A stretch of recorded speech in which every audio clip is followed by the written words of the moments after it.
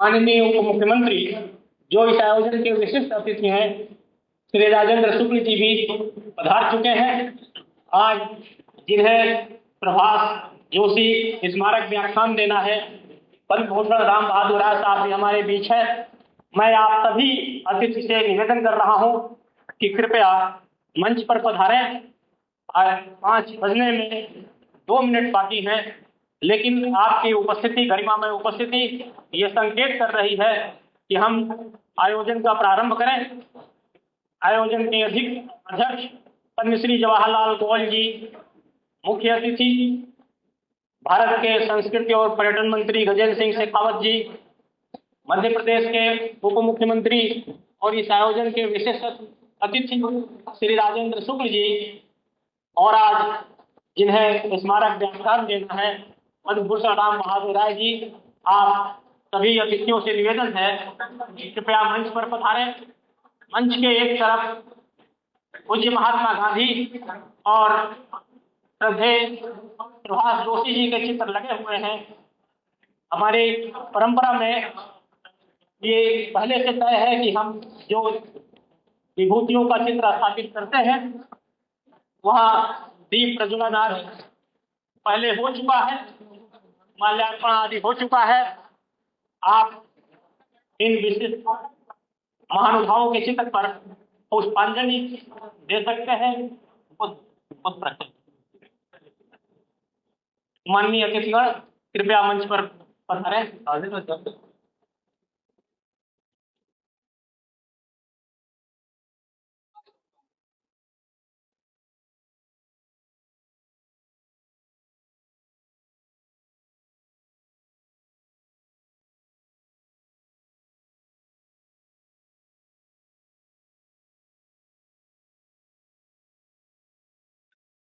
ठीक 5 बजे माननीय अतिथिगण मंच पर विद्यमान है। आप जानते हैं प्रभास परंपरा श्रद्धेय प्रभास जी की स्मृति में उनके जन्म तिथि का आयोजन जब करता है, उसी के साथ स्मारक व्याख्यान की भी परंपरा है। यूं तो स्मारक व्याख्यान की एक अलग गरिमा होती है, पर परंपरा न्यास में उसे इस तरह से रखा है कि यह इस विशेष अवसर पर ही संपादित हो सके। अब जो तय आयोजन है उसके अनुसार, जैसा हमारे निमंत्रण पत्र पर उल्लिखित है, हम 2 पुस्तकों और 10 वर्ष से स्मारक व्याख्यान का लोकार्पण करेंगे। ये दोनों पुस्तकों में पहला स्वयं प्रभास जी पर है। पुस्तक का शीर्षक है जनसत्ता के प्रभास जोशी। इस पुस्तक के संपादक स्वयं श्री राम बहादुर राय साहब हैं। और दूसरी पुस्तक इमरजेंसी के 50 साल वो आएगी। उससे पहले हम अतिथियों का स्वागत करेंगे। स्वागत के लिए गांधी स्मारक समिति के प्रबंध के कार्यक्रम अधिकारी श्री वेदव्यास जी हमारे सामने है। आप गांधी स्मृति एवं दर्शन समिति के कार्यक्रम अधिकारी हैं। जैसा समिति की परंपरा है, खादी सांग वस्त्रम और चरखा भेंट कर अतिथियों का स्वागत करेंगे। सबसे पहले हमारे आयोजन के अतिथि पद्मश्री जवाहरलाल कोहल जी को अंगवस्त्रम और चरखा भेंट कर रहे हैं गांधी स्मृति एवं दर्शन समिति के कार्यक्रम अधिकारी वेदव्यास जी। इन्हें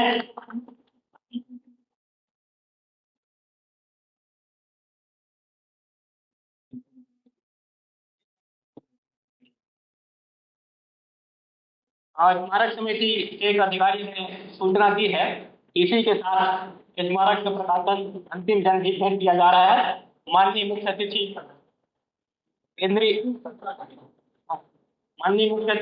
केंद्रीय संस्कृति एवं पर्यटन मंत्री गजेंद्र सिंह शेखावत जी का स्वागत अभिनंदन स्मारक समिति की ओर से और आंतरिक दर्शन समिति की तरफ से।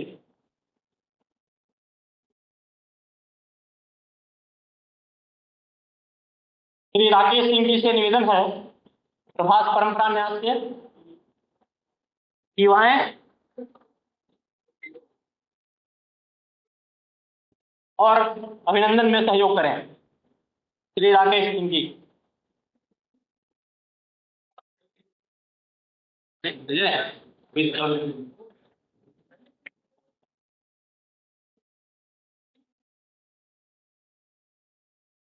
मध्य प्रदेश के माननीय मुख्यमंत्री श्री राजेंद्र शुक्ल जी का अभिनंदन।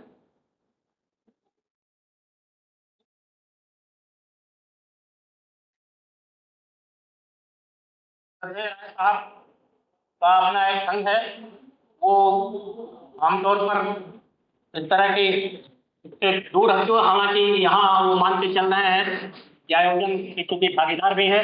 प्रतीक स्वरूप गांधी जी का चक्का जरूर उन्होंने स्वीकार किया। जैसा मैंने पहले बताया,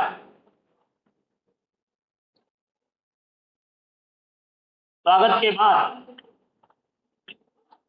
पुस्तकों का लोकार्पण होना है।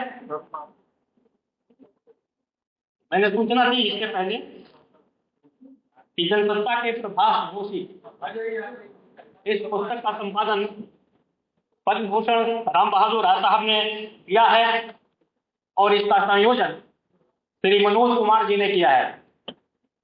पुस्तक का प्रकाशन संधीश के श्री हरिकृष्ण यादव जी ने किया है। मैं पुस्तक के संयोजक श्री मनोज कुमार मिश्र जी और प्रकाशक श्री हरिकृष्ण यादव जी से, हरिकृष्ण यादव जी मौजूद हों तो कृपया मंच पर आए। पहली पुस्तक जनसत्ता के प्रभास जोशी, पुस्तकें माननीय अतिथियों के समक्ष टेबल पर रखी हुई है, क्रम से रखी है। सबसे ऊपर वाली पुस्तक जनसत्ता के प्रभास जोशी है। इसका संपादन पद्म भूषण श्री राम बहादुर राय साहब ने किया है। संयोजन श्री मनोज कुमार मिश्र जी ने किया और प्रकाशक श्री हरिकृष्ण यादव जी हैं।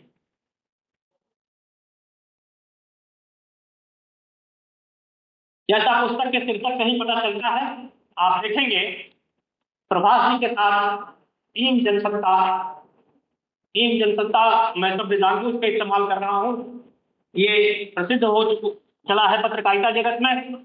उसके टीम के सदस्यों ने लिखा है। दूसरी पुस्तक इमरजेंसी के 50 साल, इमरजेंसी के 50 साल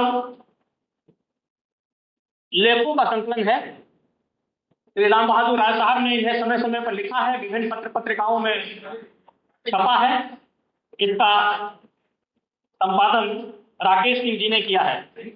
राकेश सिंह जी से निवेदन है और इसके प्रकाशक हैं आमा प्रकाशन के श्री अनुपम बनर्जी। श्री अनुपम बनर्जी साहब से निवेदन है कि कृपया मंच पर आए और पुस्तक के लोकार्पण में सहयोग करें।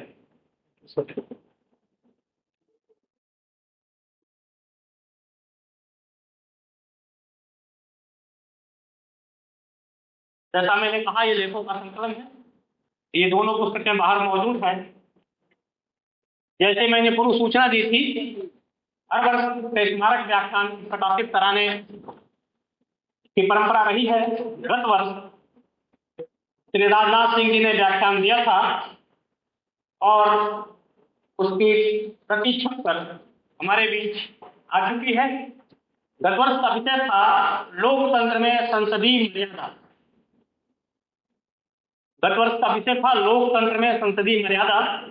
इसका लोकार्पण हमारे अतिथिगण कर रहे हैं। कृपया अपना स्थान ग्रहण करें।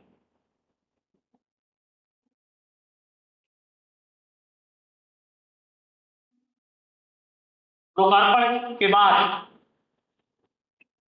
न्यास की तरफ से, प्रभास परंपरा न्यास की तरफ से उसके मंत्री श्री मनोज कुमार मिश्र जी से निवेदन है कि कृपया आए और अतिथियों के सम्मान में अपना वक्तव्य दें।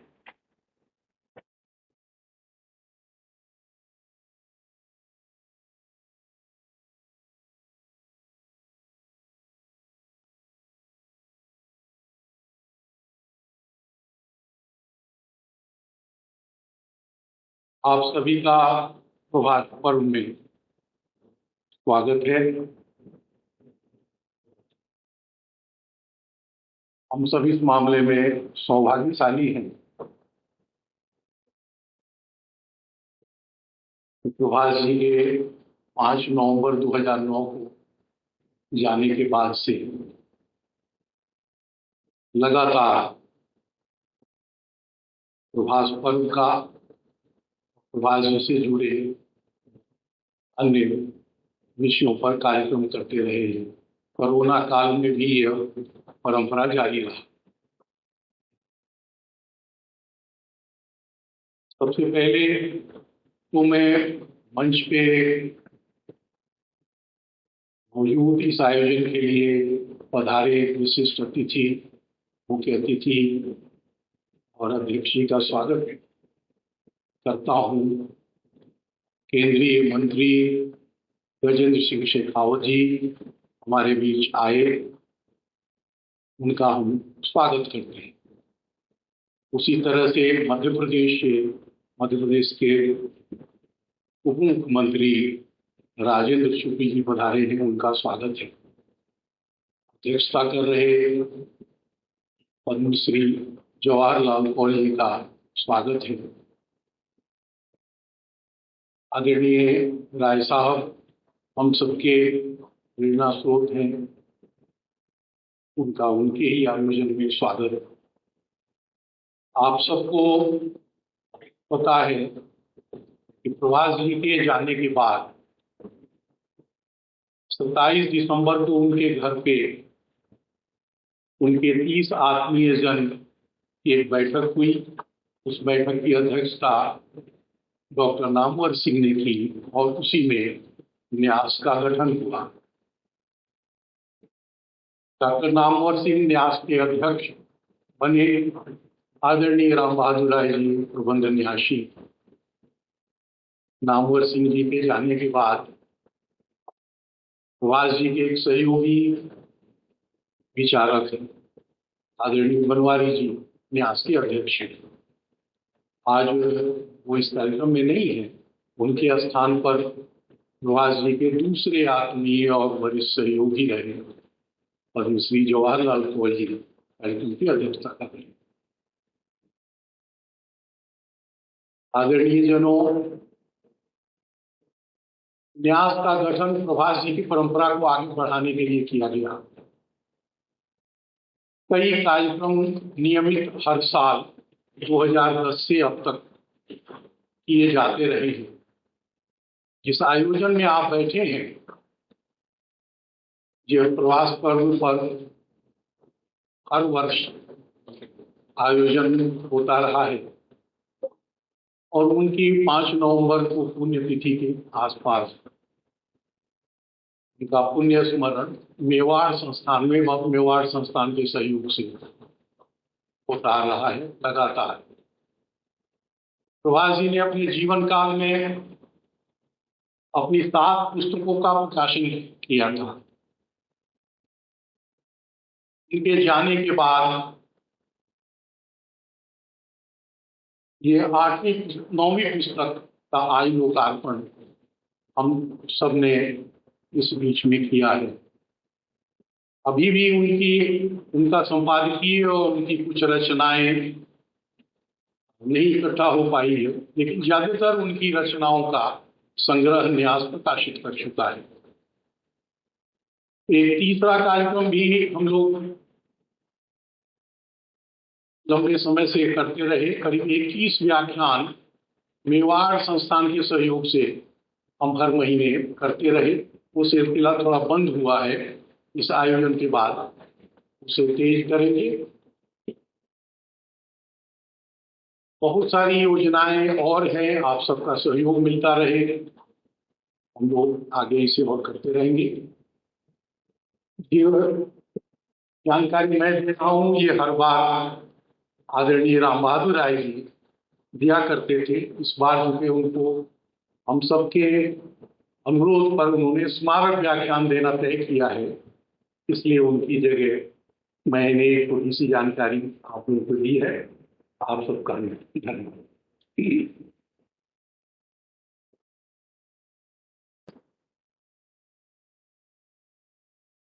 श्री मनोज कुमार मिश्र जी ने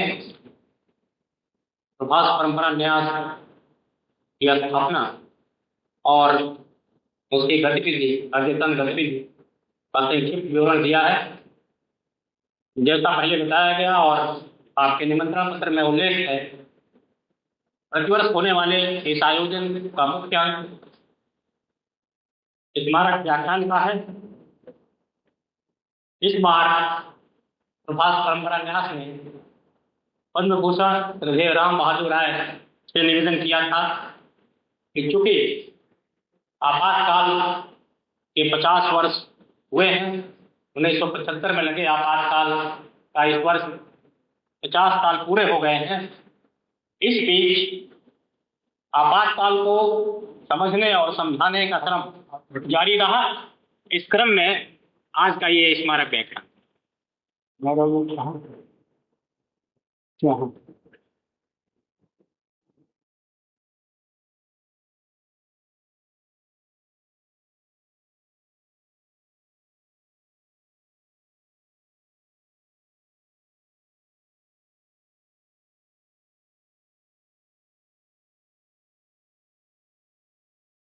आदरणीय शेखावत जी, आदरणीय राजेंद्र शुक्ल जी, आदरणीय जवाहरलाल नेहरू साहब, सभा में उपस्थित सभी आदरणीय और मित्रों,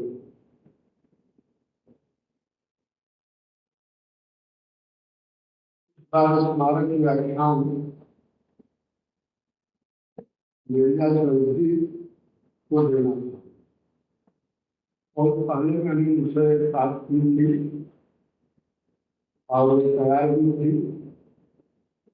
उनका विषय को वो स्वयं बताती, लेकिन उनकी पारिवारिक कारणों से वो आज इलाहाबाद में हैं और इस वजह से ये जिम्मेदारी, ये सवाल उठाया कि स्मारक व्याख्यान अब कौन दे। तो हम लोग प्रभास पर्व के लिए समय समय पर छोटी बड़ी बैठकें करते हैं और इसी एक बैठक में जब मैंने हेमंत जी को बताया कि नेता जी उपलब्ध नहीं है, तो इन्होंने कहा कि ये इस बार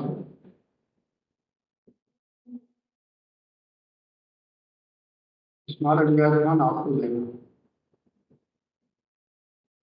हेमंत का आदेश और विषय भी उन्होंने निर्धारित किया। तो ये विषय लगा है और मैं कोशिश करूंगा कि कम से कम शब्दों में, कम से कम समय में इस विषय को अक्षत हो।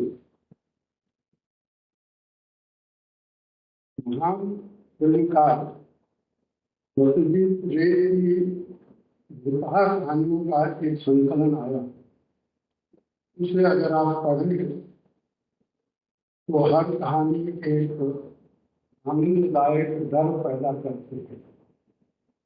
50 साल पहले की इमरजेंसी की कहानियां भी कुछ इसी तरह की हैं। शुरुआत में इमरजेंसी ने एक खौफनाक डर पैदा किया और उसके अंत में आनंददायक था।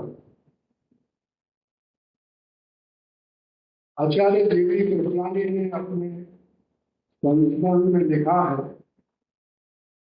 और उन्होंने इसलिए लिखा कि उनके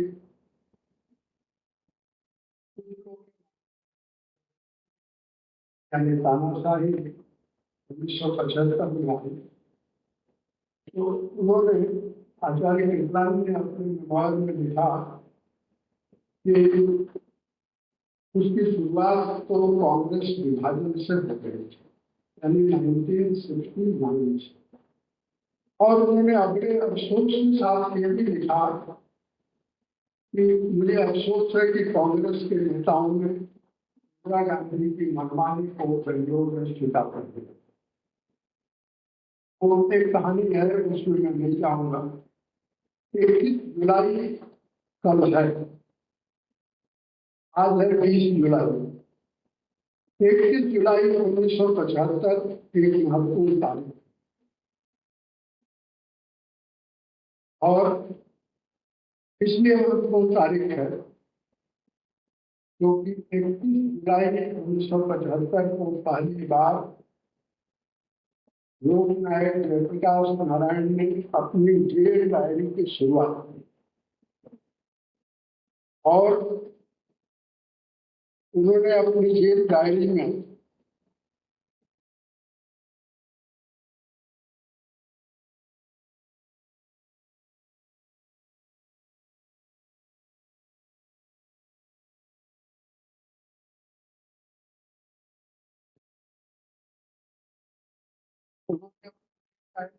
कहा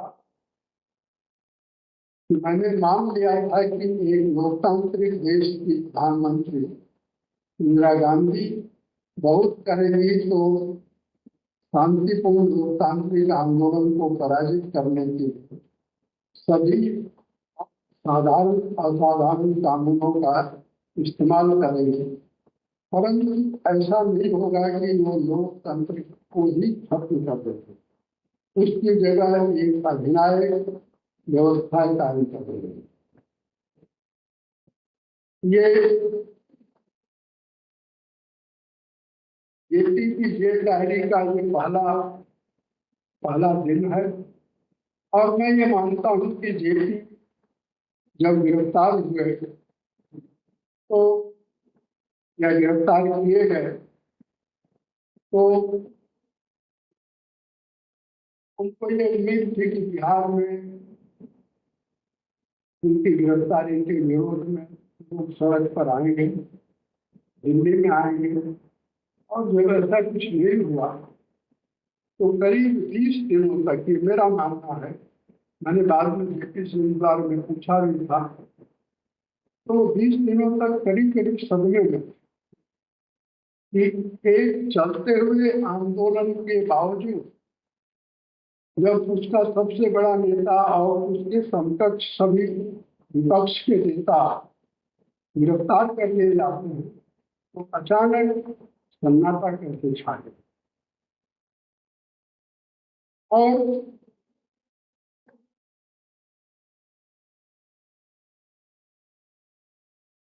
कल 21 जुलाई 2025 होगी। प्रयोग है कि 21 जुलाई 1975 को पहले ही दिन जब जेपी जेल डायरी लिख रहे हैं, इसलिए वे लिख रहे हैं क्योंकि लोकसभा यानी पार्लियामेंट 21 जुलाई को ही शुरू हुई थी इमरजेंसी, और कल 21 जुलाई 2025 है, 50 साल होगा। चंद्रशेखर उन दिनों रोहतक जेल में थे, बाद में पटियाला जेल में गए। चंद्रशेखर जी की जेल डायरी 26 जून से शुरू हुई। चंद्रशेखर जी की जेल डायरी 26 को उन्होंने क्या लिखा, बहुत समय लगेगा। मैं 22 जुलाई 1975 को जो जेल डायरी लिखी है उसके कुछ बातें मैं आपके सामने रखना चाहता हूँ। उन्होंने लिखा कि आज मैंने रेडियो पर प्रधानमंत्री का भाषण सुना, संसद शुरू हो गई है, संसद की कार्रवाई भी मैंने सुनी, और फिर वो टिप्पणी करते हैं कि प्रधानमंत्री के भाषण से, प्रधानमंत्री इंदिरा गांधी, प्रधानमंत्री इंदिरा गांधी के भाषण से ऐसा लगता है कि वे इस देश की एकमात्र जनहितैषी, और ये उनका व्यंग है। और फिर कहते हैं कि हालात में कोई तब्दीली नहीं हुई, यानी इंदिरा गांधी के जो दावे हैं उसको सरासर उन्होंने नकारा। 50 साल बीत गए और 50 साल बीतने के बाद जैसा तीव्र जिज्ञासा 1977 में थी कि इमरजेंसी क्यों लगी, इमरजेंसी की वजह क्या थी, इमरजेंसी के दिनों में क्या हुआ, ये एक अलग अध्याय है। लेकिन एक मूल सवाल जो तब था वो आज भी है कि इमरजेंसी क्यों लगी, और उसके साथ सवाल दूसरा होता है कि क्या क्या हुआ। इस सवाल में दो पक्ष हैं।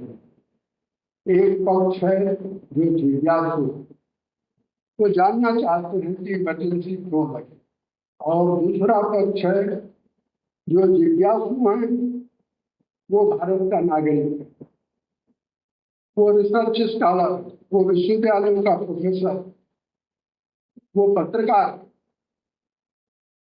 साधारण लोग हैं जो वो जानना चाहते हैं कि क्या वास्तव में इमरजेंसी की कोई जरूरत थी। और इमरजेंसी के जो समर्थक थे तब और आज भी वे परोक्ष रूप से, प्रकारांतर से, छद्म रूप से आज भी वे इमरजेंसी के समर्थक हैं। तो वो दूसरा सवाल पूछते हैं और उनका सवाल है, उनकी टिप्पणी है कि इमरजेंसी जैसे हालात, और अभी 2 दिन पहले ही कांग्रेस के अध्यक्ष मल्लिकार्जुन खड़गे जी ने एक बयान दिया, और वो अक्सर ये बयान देते हैं कि आज अघोषित इमरजेंसी। अब ये इमरजेंसी क्यों लगी और आज अघोषित इमरजेंसी है, इसके बीच में सामान्य आदमी जब खोजता है कि दरअसल हम खोजें कि सच क्या है, तो एक और सच जानने में बड़ी बाधा पिछले 50 सालों से चली आ रही है, आज भी है। और वो बड़ी बाधा है बौद्धिक प्रपंच की। हमारे देश के बड़े बौद्धिकों में एक ताना बाना बना हुआ है, और एक लाइन देती है कि इमरजेंसी के लिए जितना इंदिरा गांधी दोषी है उतने ही जेपी दोषी। क्या यह सच है? प्रभाष जी का आज जन्मदिन मना रहे हैं।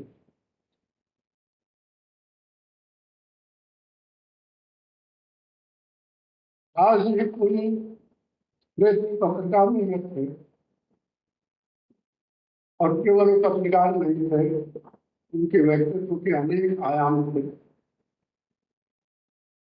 आपको मैं बताना चाहता हूँ कि प्रभाष जी ही वह व्यक्ति थे जो गांधी शांति प्रतिष्ठान से जेपी को लेकर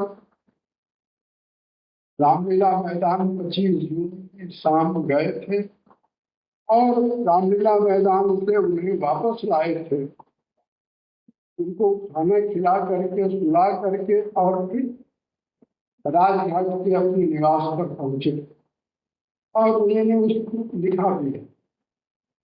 2009 में उन्होंने अपने एक लेख में लिखा जो मैंने आपको बताया, और उसके बाद उन्होंने लिखा कि जेपी ने जो कुछ कहा वहां उसको हूबहू यानी शब्दशः मैंने नोट किया, और फिर उन्होंने जेपी का कोट दिया।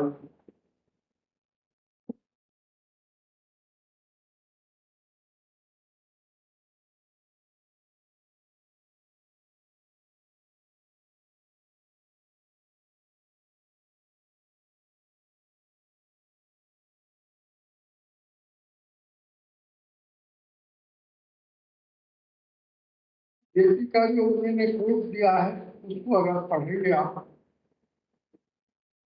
तो जो इंदिरा गांधी ने रेडियो पर दावा किया जेपी का नाम लिए बगैर,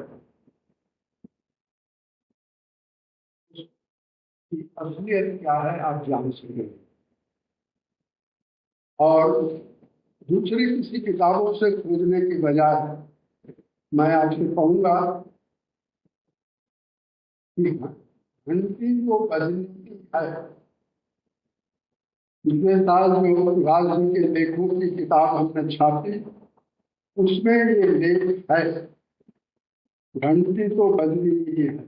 वो किताबें हम लोगों ने पिछले साल निकाली थी, उनके लेखों की टोटल लगे कपास एक किताब है, दूसरी किताब है घंटी को बजनी है।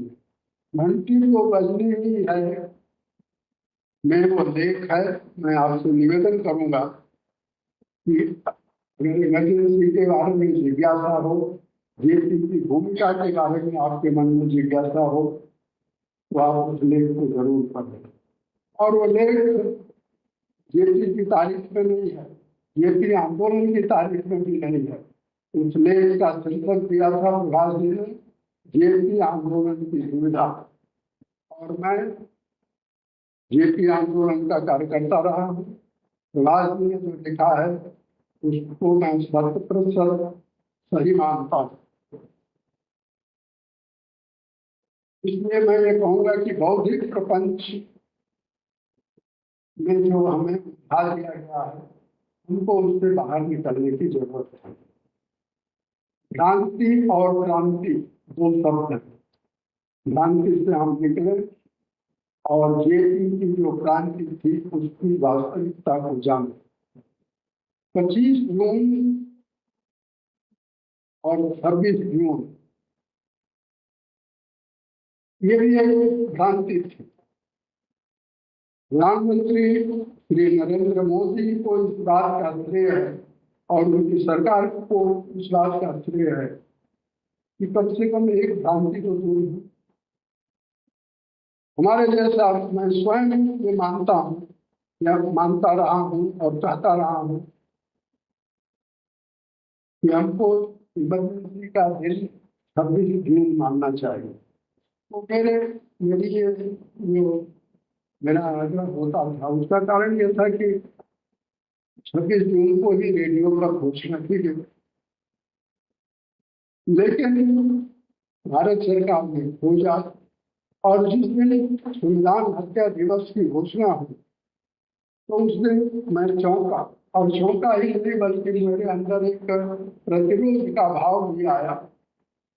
तो मैंने अपने मित्र अजय सिंह को फोन किया जो राष्ट्रपति भवन में राष्ट्रपति के मीडिया सलाहकार है, और मैंने कहा कि अजय सिंह जी आप तो वहाँ हैं, ये भारत सरकार ने क्यों 25 जून को संविधान हत्या दिवस घोषित किया, 25 जून को नहीं होना चाहिए। तो उन्होंने मुझे बताया और कहा कि राष्ट्रपति के कार्यालय में सेक्रेटरीट में जो दस्तावेज सबकी छानबीन की गई है और उन दस्तावेजों की छानबीन के बाद ये पाया गया कि हफीजुल अली अहमद साहब ने 11:45 पर अंततः उस कागज पर प्रस्तुत कर दिया जो इमरजेंसी की घोषणा करता। मैं आऊंगा कभी भी इस सिलसिले में आपको बताऊंगा कि इमरजेंसी घोषणा की जो संविधान की प्रक्रिया है उसका उल्लंघन, लेकिन वो विषय अलग है। इस बार 25 जून को संविधान हत्या दिवस मनाया गया और अमित शाह जी का उसमें उद्बोधन था। अमित शाह जी ने जब अपना भाषण शुरू किया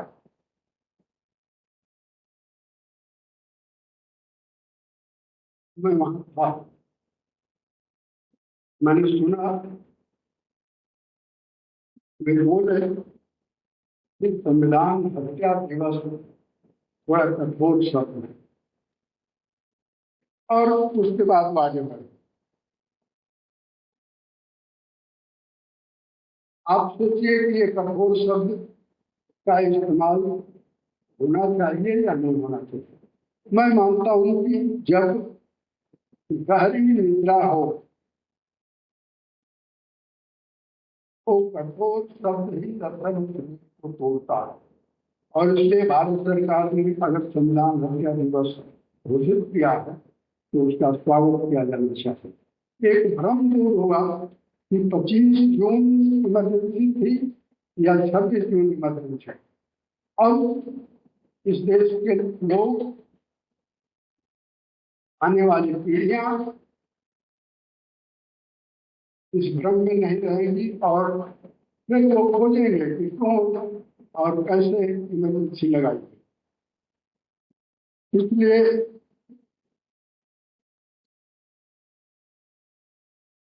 मैं अपने अध्ययन के आधार पर, इमरजेंसी में मैं बंदी था, लेकिन इमरजेंसी के बाद से और अब तक इमरजेंसी पर जितनी भी किताबें आई हैं, जितने लेख छपे होंगे, जिनको मैं देख सका, पढ़ सका, तो मैं ये कहूँगा समय से किताबें आई हैं, आती रही हैं, आती रहेंगी। उनको देखने और अपने अनुभव के आधार पर और तथ्यों की और छानबीन के बाद मैं इस निष्कर्ष पर हूँ कि इमरजेंसी जरूरी नहीं थी। इमरजेंसी की कोई जरूरत नहीं थी। इमरजेंसी लगाई इसलिए ही गई कि इंदिरा गांधी प्रधानमंत्री पद खो जाने से डरी, और कोई कारण नहीं। और इसके प्रमाण जगह जगह उपलब्ध है। मैं थोड़े समय में, मैंने आपसे कहा कि अपनी बात पूरी करूंगा, इसलिए 2-3 प्रमाणों की बात करके मैं आगे बढ़ना चाहता हूं। जनता सरकार ने जस्टिस जेसी शाह की अध्यक्षता में एक आयोग बनाया और जस्टिस शाह की रिपोर्ट साल भर बाद आ गई।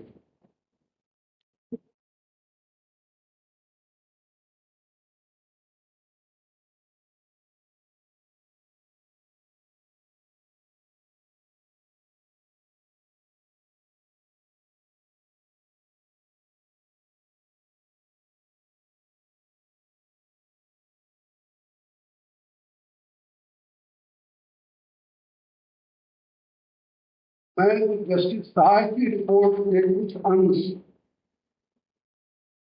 इसके पहले हिस्से की मैं आपको बताऊं कि जस्टिस जेसी शाह की रिपोर्ट 3 खंडों में,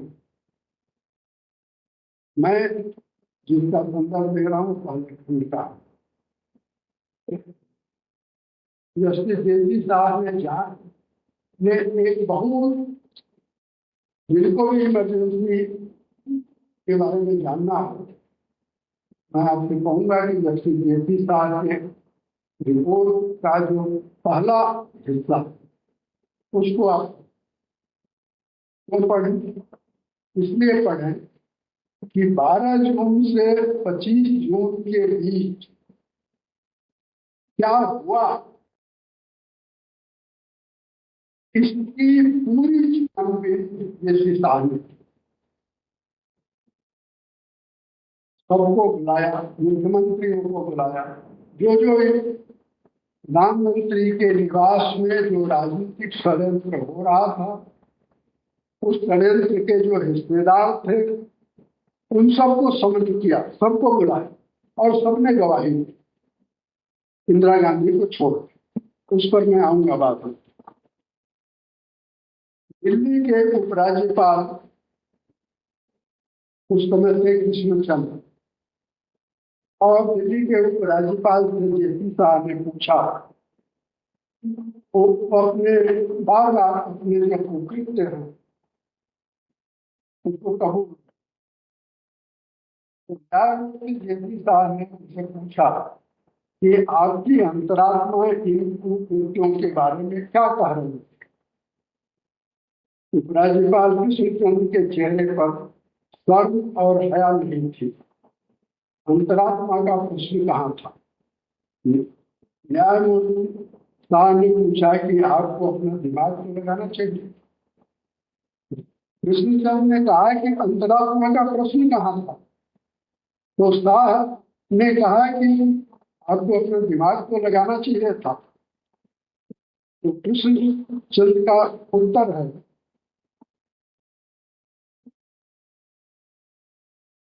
जब प्रधानमंत्री का प्रश्न हो तो दिमाग लगाने की जरूरत नहीं। और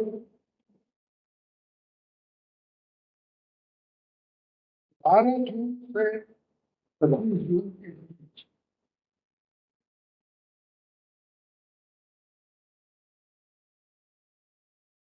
कृष्णचंद्र ने यानी उपराज्यपाल ने शाह को बताया, शाह आयोग को बताया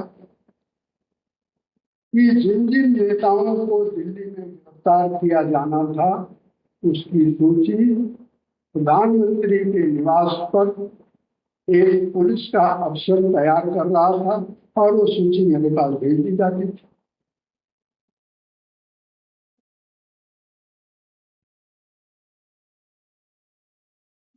दूसरी बात राज्यपाल उपराज्यपाल ने मुझे बताई, उससे संबंध जेपी का।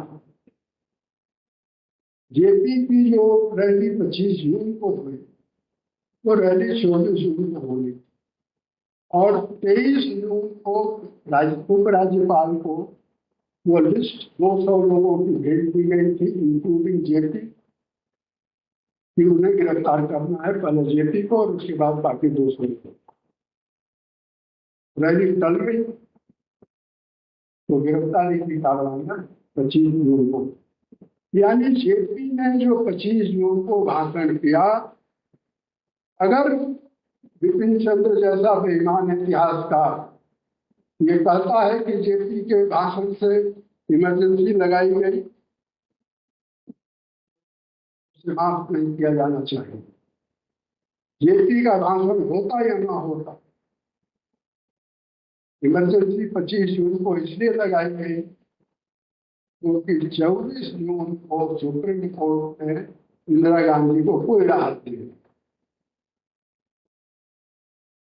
वो मांग कर रही थी, उनके वकील मांग कर रहे थे, वी.आर. कृष्ण अय्यर वेकेशन जज थे और वो मांग कर रहे थे कि टोटल स्टे दे दीजिए जगमोहन लाल सिन्हा के फैसले पर। लेकिन वी.आर. कृष्ण अय्यर ने पार्शियल स्टे दिया और पार्शियल स्टे का मतलब यह है कि इंदिरा गांधी प्रधानमंत्री तो रह सकती है, लोकसभा भी जा सकती है, लेकिन लोकसभा की सदस्य नहीं रह सकती, इसलिए उसके रजिस्टर पर दस्तखत नहीं कर सकते। अब ये ऐसा फैसला था जिसमें इंदिरा गांधी के सामने दो ही रास्ते थे, या तो ये लोकतांत्रिक होती तो कांग्रेस संसदीय दल की बैठक बुलाता और नेता किसी को चुनवा देते। उन्होंने ये रास्ता नहीं चुना, उन्होंने जो रास्ता चुना हम सब जानते हैं। और दूसरी बात जो जेपी शाह की रिपोर्ट से निकलती है कि एक कैबिनेट थी और एक किचन कैबिनेट। कैबिनेट शून्य थी, मरना अवस्था में थी, किचन कैबिनेट सक्रिय थी और किचन कैबिनेट का सरदार था संजय गांधी, मनसीला आदिया। और उस किचन कैबिनेट की मीटिंग एक सफदरजंग रोड पर इंदिरा गांधी के निवास पर होती थी। अफसर भी वहीं बुलाए जाते थे, आदेश भी वहीं से जारी होता था।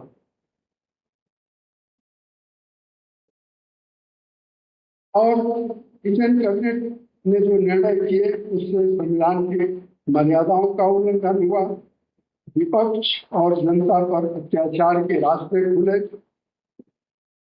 ये 12 जून से 25 जून में आप जानते हैं कि 12 जून वो तारीख है जब इंदिरा गांधी को 3 तरफ से चोट लगी। सुबह सीपी धर की मृत्यु हो गई, ये उनके दाहिने हाथ थे। 10:कुछ पर इलाहाबाद हाईकोर्ट का फैसला आ गया और 4 बजे गुजरात विधानसभा के का चुनाव कांग्रेस हार गया। याद रखिए, गुजरात विधानसभा का चुनाव इंदिरा गांधी खुद लड़ रही थी और उसमें जब पराजय हुई तो वो पराजय भी इंदिरा गांधी की पराजय थी। इंदिरा गांधी की जो मनोदशा थी उस समय, उस मनोदशा का चित्रण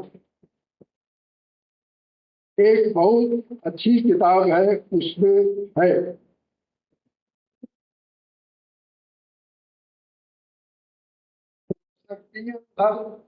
इंदिरा गांधी के प्रमुख सचिव थे और पीएम धर ने अपने मेमोयर में लिखा है कि राजनीतिक लक्ष्य पाने के लिए किसी भी साधन को अपनाने की प्रवृत्ति इंदिरा गांधी में थी।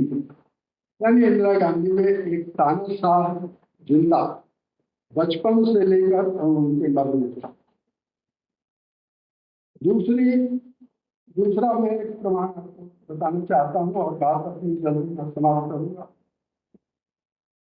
सेमिनार का नाम आपने सुना होगा, एक बहुत अच्छी मैगजीन हुआ करती थी। रमेश थापर और राज थापर उसको निकाल देते थे। राज थापर का मेमोयर आया 1992। कांग्रेस का अधिवेशन था तिरुपति में और प्रभाष जी ने मुझे कहा कि तिरुपति अधिवेशन में आपको स्वयं जाना चाहिए।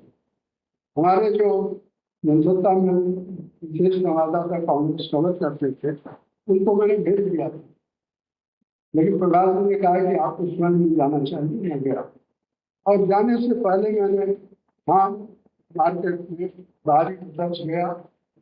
मुझे मालूम हो गया था कि राज थापर की किताब आ गई है, तो ऑल दीज ईयर्स राज थापर की किताब में साथ ले गया, मैं पढ़ता रहा। लेकिन मैं राज थापर की किताब इसलिए पढ़ता था कि कम्युनिस्टों की जो असली कहानी है वो उसमें जान सकूं। कुछ महीने पहले मैंने राज थापर की किताब को पढ़ा और उसके 2-3 अध्याय आज के संदर्भ में बहुत प्रासंगिक। राज थापर और रमेश थापर बनारस के मल्होत्रा बिल्डिंग में उनका दफ्तर था। 12 जून को दोनों जब दफ्तर पहुंचते हैं तो उनके दफ्तर का सहायक कहता है इंदिरा गांधी चुनाव हार गए, वो मुकदमा हार गए। उनको विश्वास नहीं और विश्वास कैसे हो। अटल बिहारी वाजपेयी 12 मई या 12 जून 12 मई 1975 को रांची में थे।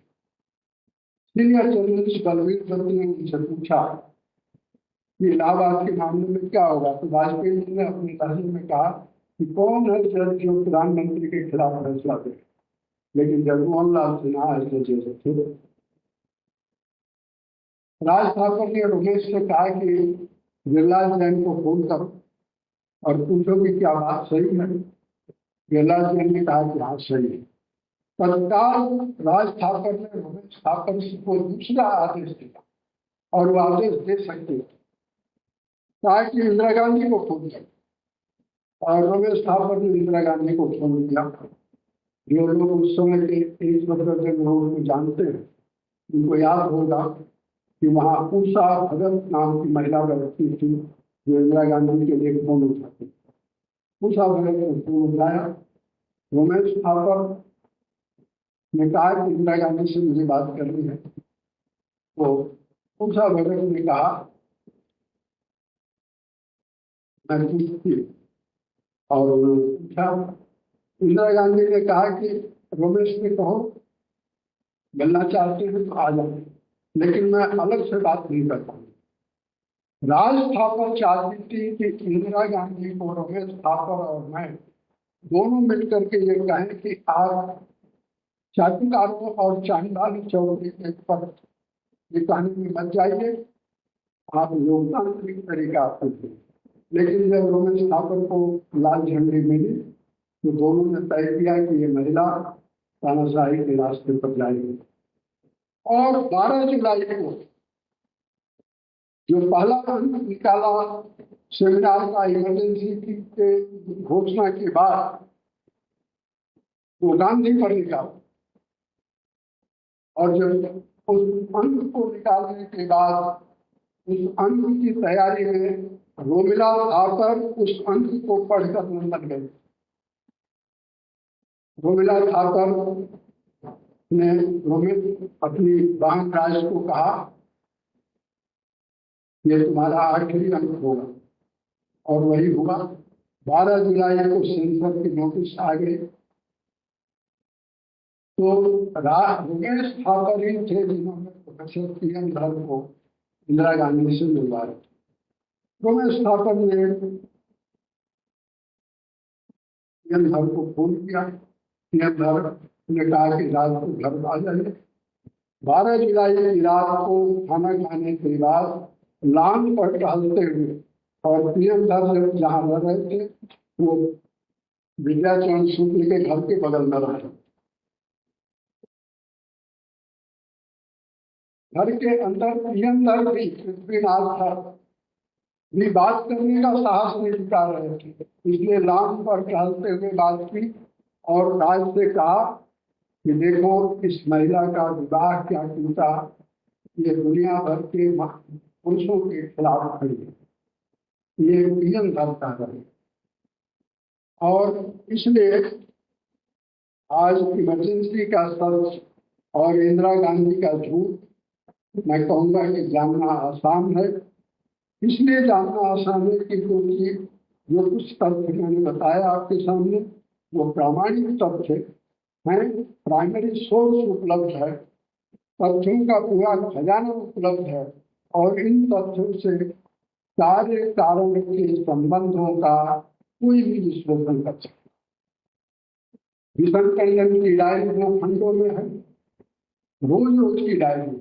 मैं भीषण टंडन की अभी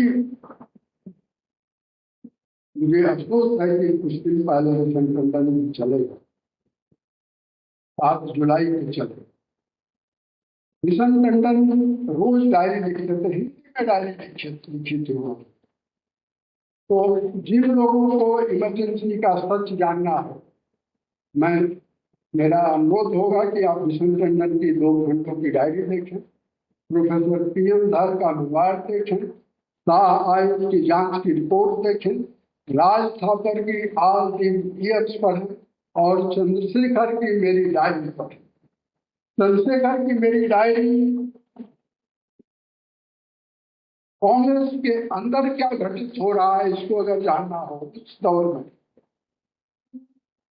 तो रोज रोज उन्होंने टिप्पणी की। और बेबाक टिप्पणी नहीं की, केवल बेबाक टिप्पणी नहीं की है, उनकी टिप्पणी से आप समझ सकेंगे उनका संबंधों का जो दायरा था वो कितना बड़ा था, और सूचनाओं का तंत्र उनका अपना ऐसा था जिसमें कोई बात उनसे छुपी नहीं रह सकती थी। और चंद्रशेखर जी के जीवन के आखिरी दिन तक ये सिलसिला चला। मैं ये कहूँगा कि इंदिरा गांधी ने लोकतंत्र की लक्ष्मण रेखा लांघी। इमरजेंसी लगाना एक राजनीतिक षड्यंत्र और उसके जो शिकार हुए, शाह आयोग ने अपनी रिपोर्ट में आखिरी हिस्से में 1 करोड़ लोगों की 1 करोड़ लोग इमरजेंसी के दौरान संजय गांधी के नसबंदी के शिकार हुए, उनकी जिंदगी के साथ खिलवाड़ किया गया। लाखों लोग जो जेल में, हजारों लोग जो जेल में गए, सैकड़ों लोग जो मारे गए, और आयोग ने इंदिरा गांधी को 20 दिसंबर 1977 से 9 जनवरी 1978 के बीच में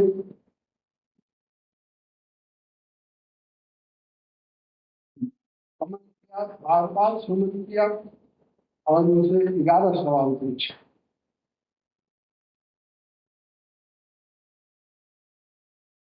ग्यारह सवाल हम जानते हैं कि इंदिरा गांधी ने उन सवालों का जवाब नहीं दिया।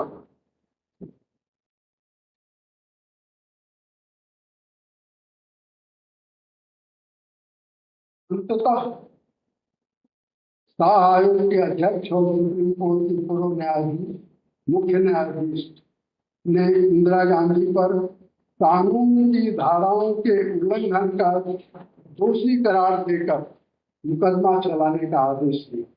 इतिहास में पहली बार किसी पूर्व प्रधानमंत्री पर मजिस्ट्रेट की अदालत ने 2 मामले दर्ज किए हैं, झूठे और मनगढ़ंत आधारों पर अनावश्यक इमरजेंसी लगाने की सजा दी।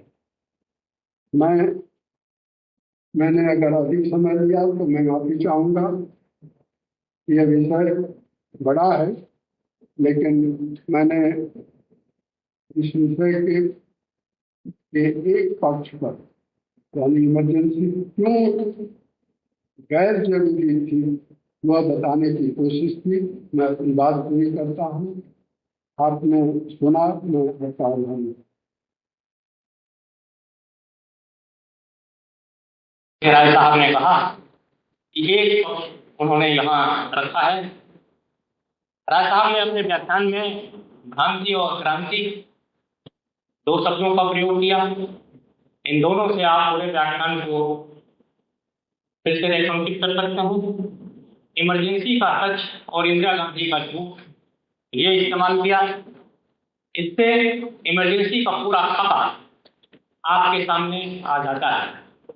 प्रारंभ में जब मैं आपको आमंत्रित कर रहा था, आपका जैसा ढंग है, संचालन की बात पूरी करने के पहले आप उपस्थित थे, नीचे से आदरणीय हेमंत जी का संकेत हो रहा था। ये श्रद्धेय राम बहादुर राय से ही संभव होगा जो इमरजेंसी का अंतःअवलोकन कर सके।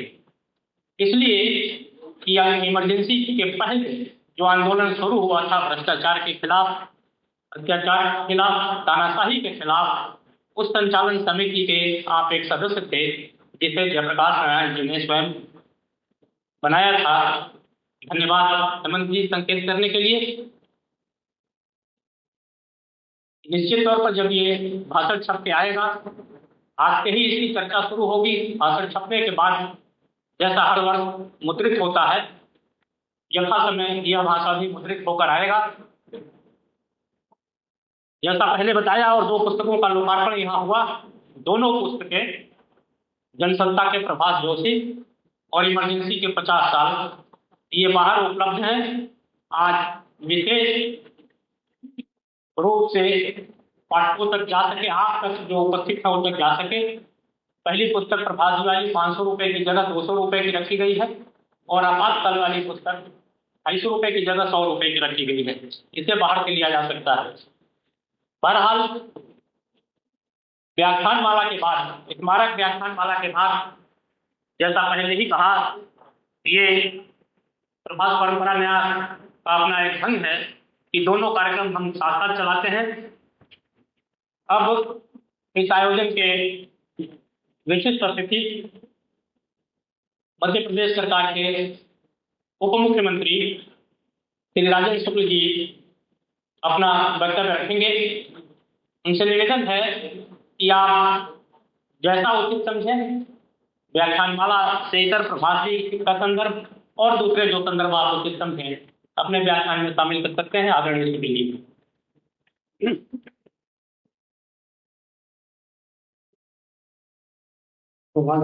याद में आयोजित इस संगोष्ठी में अंतर प्रदेश में उपस्थित आदरणीय केंद्र सरकार मंत्री विजय शेखावत जी,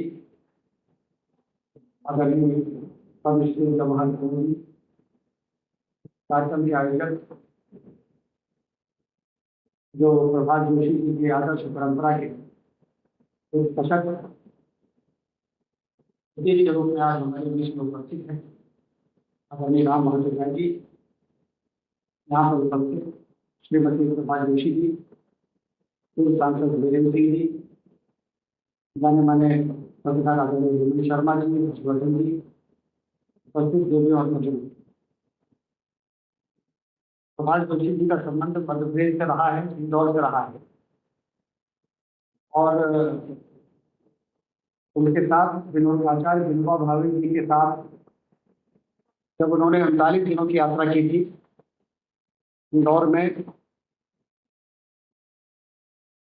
भूदान आंदोलन के दौरान, बहुत कम उम्र में 39 दिन आचार्य विनोबा जी के साथ प्रभात जोशी जी ने सुबह 5 बजे से लेकर रात को 10 बजे तक लगातार उनके पूरे यात्रा को कवर किया, उसकी उन्होंने रिपोर्टिंग की। वो रिपोर्टिंग को पढ़ के ये समझ में आता है कि विषय को सटीक तरीके से प्रस्तुत करने की कितनी अद्भुत कला श्रद्धेय प्रभात जोशी जी थी। और उसके बाद वो इंदौर से निकल के, मध्य प्रदेश से निकल के राष्ट्रीय पत्रकारिता के जगत में एक शिखर पुरुष के रूप में स्थापित हुए। जनसत्ता से वो जुड़े, जनसत्ता बढ़ी और जनसत्ता के माध्यम से उन्होंने अपने व्यक्तित्व को इस प्रकार से एक विशाल व्यक्तित्व के रूप में परिवर्तित किया। एक सशक्त टीम उन्होंने जोड़ी जिसमें राम बहादुर राय जी हैं, तो आदर्श मूल्य नैतिकता। आज हम बात करते हैं कि शुचिता की आवश्यकता है हर क्षेत्र। यदि हम राजनीति में देखें तो अटल बिहारी वाजपेयी जी को हम लोग याद करते हैं, जयप्रकाश नारायण जी को याद करते हैं, शुचिता की राजनीति। लेकिन लोकतंत्र को बनाना है तो सिर्फ राजनीति में शुचिता से काम नहीं चलेगा, पत्रकारिता में भी शुचिता की आवश्यकता पड़ेगी, कार्यपालिका में भी पड़ेगी, विधायिका में भी पड़ेगी। तो पत्रकारिता में शुचिता के प्रतीक के रूप में प्रभात जोशी जी ने जो अपनी भूमिका निभाई, उन्होंने एक ऐसे लोगों की टीम खड़ी की जो आज इतने वर्षों के बाद भी राम बहादुर राय जी के रूप में हमारे बीच में उपस्थित है।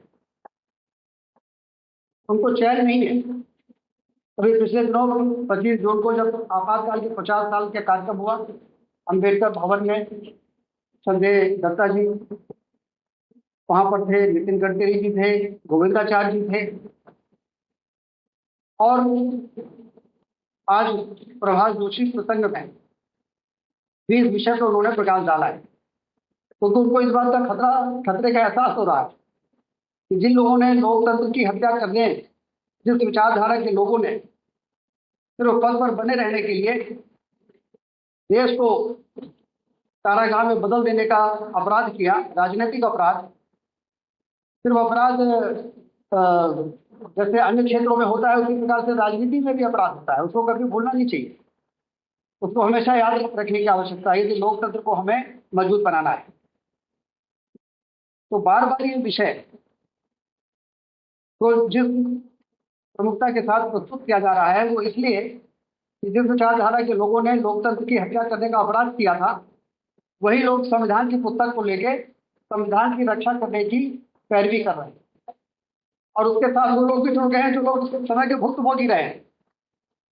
सत्ता की के लालच में देश को दांव पे लगाना कभी भी उसको स्वीकार नहीं किया जा सकता है। और इसलिए आज की संगोष्ठी में एक और हम प्रभात जोशी जी को याद कर रहे हैं, एक तरफ हम आपातकाल के उन काले दिनों को याद कर रहे हैं। सिर्फ लोगों को इस बात के लिए जागरूक रखने के लिए यदि हमें इतिहास के सुनहरे पन्नों को याद करने की आवश्यकता है, जेपी आंदोलन को हमें यदि याद करने की आवश्यकता है, यदि हमें समाजवादी आंदोलन को याद करने की आवश्यकता है, यदि हमें गुलामी के वर्षों किस प्रकार से देश को झंझावातों से निकाल कर देश को आज़ाद करके और लोकतंत्र में की स्थापना का एक गौरवशाली इतिहास यदि हमारे साथ है, तो उस दौरान आपातकाल का भी एक काला इतिहास याद है, जो हमारे ही लोगों के द्वारा, चुने हुए लोगों के द्वारा अपनी कुर्सी को बचाने के लिए अदालत की अवमानना करने तक की सीमा तक जाकर और जिस तरह से वो घटना हुई है, उसको कभी हमें अपने स्मृति से ओझल नहीं होने देना है। यदि हमें भारत को विश्व गुरु के स्थान पर पहुंचाना है, आर्थिक महाशक्ति बनाना है, जो प्रधानमंत्री मोदी जी के नेतृत्व में हो रहा है, हम नहीं कहते, सारी दुनिया इस बात को मान रही है। हमारी अर्थव्यवस्था चौथे नंबर पर पहुंच चुकी है, अब जर्मनी भी हमसे पीछे होने वाला है, और 2047 में अमेरिका और चाइना भी पीछे होने वाला है। भारत आर्थिक महाशक्ति बनके दुनिया का नेतृत्व करने वाला देश, जो वर्षों पुराना सपना रहा है, वो साकार होने की दिशा में न सिर्फ आगे बढ़े हैं हम, बल्कि हम उसके बहुत नजदीक में पहुंच चुके हैं। और इसलिए ऐसे समय में हमें एक पुण्य इतिहास के उन काले पन्नों को याद करना और एक ऐसे प्रखर राष्ट्रवादी पत्रकार के जन्मदिन के अवसर पर, प्रभाष जोशी जी के जन्मदिन के अवसर पर इस बात को याद करना, ये राम बहादुर राय जी की उस परंपरा के एक अंग है जिस परंपरा से उन्होंने इस क्षेत्र में अपनी एक साख बनाई है। मैं उनका अभिनंदन करता हूँ। इस अवसर पर आप सब का भी अभिनंदन करता हूँ, और न्यास जिसने मुझे यहाँ पर आने का मौका दिया और आप सबके दर्शन करने का अवसर प्रदान किया, उसको बहुत धन्यवाद देता हूँ। धन्यवाद।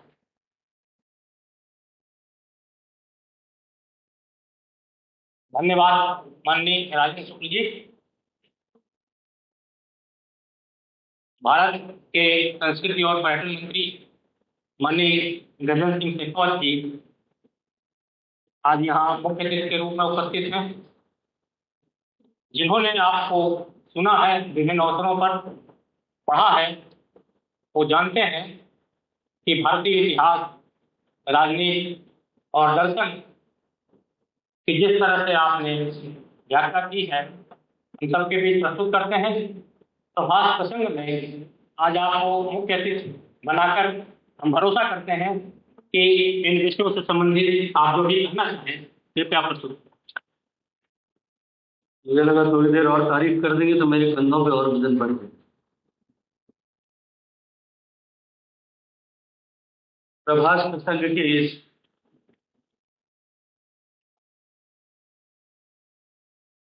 प्रतिवर्ष होने वाले कार्यक्रम की श्रृंखला के पुष्प आज के इस कार्यक्रम में, जब हम प्रभाष जोशी जी की जन्म जयंती के अवसर पर प्रतिवर्ष की भांति उनको श्रद्धा का सुमन अर्पित करने के लिए, उनके द्वारा उत्पन्न किए गए विचार के स्पंदन को निरंतर गति प्रदान करने के लिए,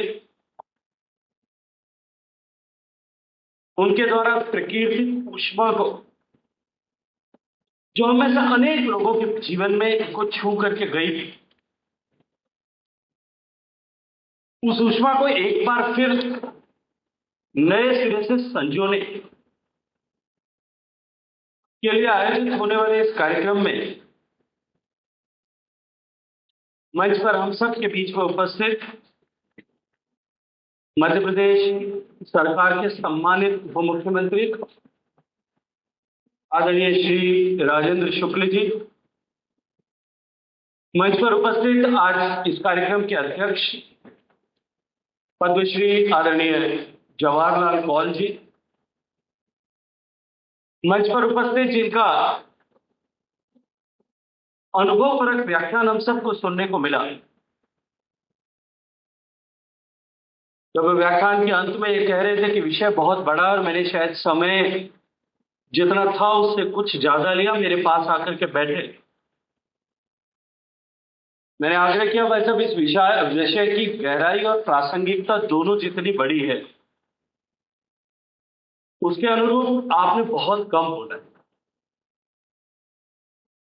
ऐसे हम सब के मार्गदर्शक इंदिरा गांधी राष्ट्रीय कला केंद्र के सम्मानित अध्यक्ष पद्म भूषण आदरणीय श्री राम बहादुर राय जी, इस सभागार में उपस्थित आदरणीय मातृ स्वरूपा उषा जी, श्रद्धेय महेश जी भाई साहब, आदरणीय हेमंत जी, आदरणीय ठाकुर साहब वीरेंद्र सिंह जी मस्त, देवियों, सज्जनों, पत्रकार मित्रों। सामान्य बोलचाल की भाषा में भाषण के समय हम लोग जब पत्रकार मित्रों कहते हैं, मुझे लगता है कि यहां जब मैं कहूंगा तो अधिकांश लोग उसी पृष्ठभूमि से आते हैं। प्रभाष जी के व्यक्तित्व पर, प्रभाष जी के कृतित्व पर, प्रभाष जी के चरित्र, अगर इस मंच पर खड़े होकर के यहां इन लोगों की उपस्थिति में, आप सबकी उपस्थिति में मैं कुछ कहूं,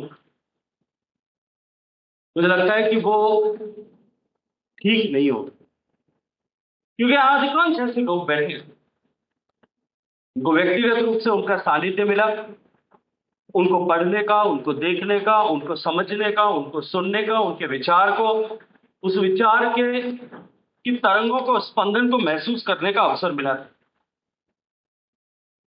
इसलिए मैं उसके बारे में, उनके चरित्र के बारे में, उनके काम के बारे में कुछ ज्यादा बात करूं, ये शायद मेरे लिए छोटे मुंह बड़ी बात जैसा हो, क्योंकि मुझे उनसे अपने जीवन में मिलने का अवसर केवल 2 बार मिला। 1992 में मैं जब छात्र संघ का जोधपुर विश्वविद्यालय का अध्यक्ष चुना गया, और उस समय दिल्ली विश्वविद्यालय के छात्र संघ के अध्यक्ष अवधेश शर्मा जी ने विद्यार्थी परिषद के बैनर पर एक स्टूडेंट लीडर्स कॉन्फ्रेंस की, और स्टूडेंट लीडर्स कॉन्फ्रेंस में एक प्रतिभागी के रूप में मैं यहां दिल्ली आया था।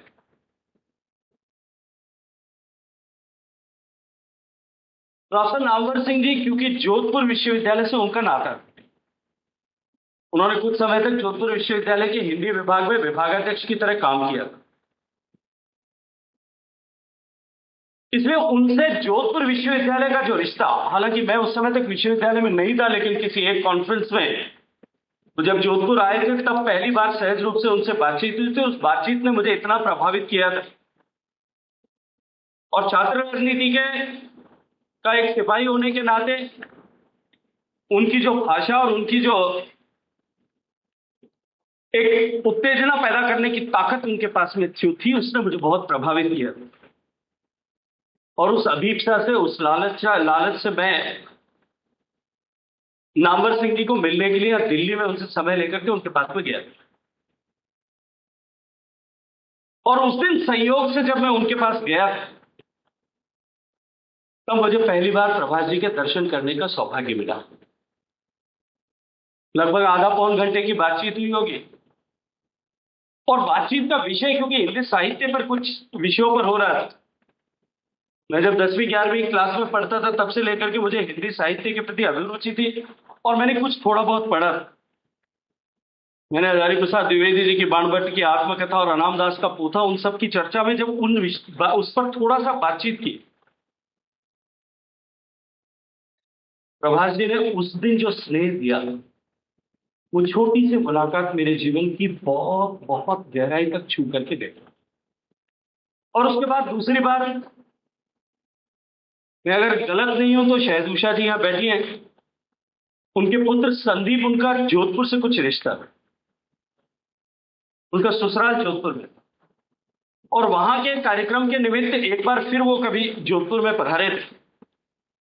तब जोधपुर में उनसे दूसरी बार मेरी मुलाकात हुई, लेकिन इन 2 मुलाकातों ने भी निश्चित रूप से जिस तरह से मुझे प्रभावित किया, वो मेरे लिए अपने जीवन की अमूल्य खाती बनी। और तब मैं ये कह सकता हूं कि कोई व्यक्ति अपने यश से, अपनी कीर्ति से, अपने कृतित्व से और अपने कार्य के प्रभाव से, इन सब से मिलकर के उसके विस्तार, जीवन का विस्तार, लाइफ बियॉन्ड लाइफ हो सकती है, अमरत्व को प्राप्त कर सकता है, जो हमारे यहां कहते हैं। और मैं ये मानता हूं कि स्वर्गीय प्रभाष जोशी जी ने, वो न केवल अपने कृतित्व से, अपने कर्म से, अपने विचार से यशस्वी हुए, हिंदी पत्रकारिता को उन्होंने जिस तरह से लोक कल्याण के साथ में जोड़ा, लोकहित के विषयों को लेकर के, राष्ट्रहित के विषयों को लेकर के, राष्ट्र की संस्कृति को विस्तार करते हुए जिस तरह से उन्होंने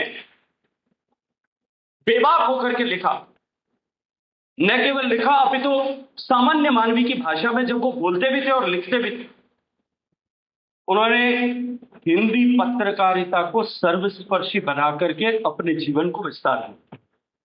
और इसके साथ साथ में जिस साहस के साथ में उन्होंने लिखा, आदरणीय राम बहादुर जी अभी जिस तरह से चर्चा कर रहे थे, और उनके जीवन वृत्त को पढ़ने पर आप सबके संज्ञान में निश्चित रूप से जो लोग उनके साथ रहे या उस समय के साथी रहे, साक्षी रहे, उन्होंने देखा होगा, और उनको जिन्होंने पढ़ा है, उनके लेखों को पढ़ा है, उन्होंने जिस साहस के साथ में संपादक को सार्वभौमिक बनाने का काम किया, वो निश्चित रूप से हमेशा हमेशा के लिए उनको अमृत प्रदान करके गया। लेकिन उसके बाद साथ भी, उसके अतिरिक्त भी, उन्होंने जिस तरह से अपने साथ में अपने पीछे खड़े लोगों को गढ़ा, उन्होंने जिस तरह से व्यक्तित्वों का निर्माण किया, उस व्यक्तित्व निर्माण की पाठशाला ने बनाए हुए उन व्यक्तित्वों के माध्यम से उस विचारों को और उनके जीवन को अमृतत्व प्रदान किया।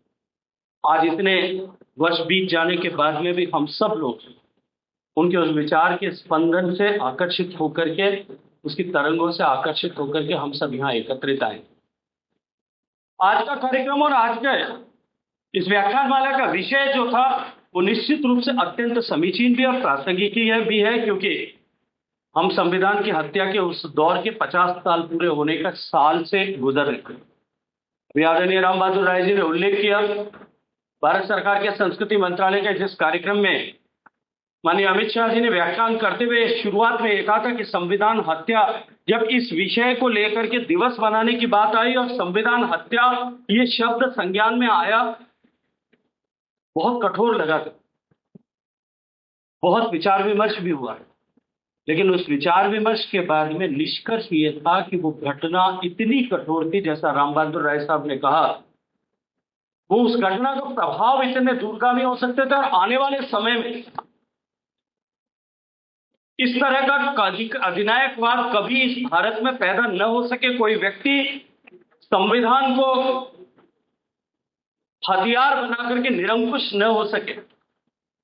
इस दृष्टिकोण से इस पीढ़ी को और आने वाली पीढ़ियों को ये ऐसा भी इस लोकतंत्र जिसको हमने लाखों बलिदानों के बाद में लाखों जवानी और जवानी समर्पित करने के बाद में हासिल किया, उस संविधान को कोई व्यक्ति अपने आकांक्षा और पदलिप्सा के तहत कुचल करके, पददलित करके और वो निरंकुश हो सकता है। ऐसा हमारी आने वाली पीढ़ी को इस विषय का संज्ञान कराने के लिए आवश्यक है, इसलिए उसको संविधान हत्या ऐसा टर्म दिया। राम बहादुर राय साहब ने उसकी समय इमरजेंसी लगाना क्यों क्या अनावश्यक था और क्यों अपनी पदलिप्सा के तहत इमरजेंसी को लगाया गया, उस पर विस्तार से हम सबके सामने चर्चा की है।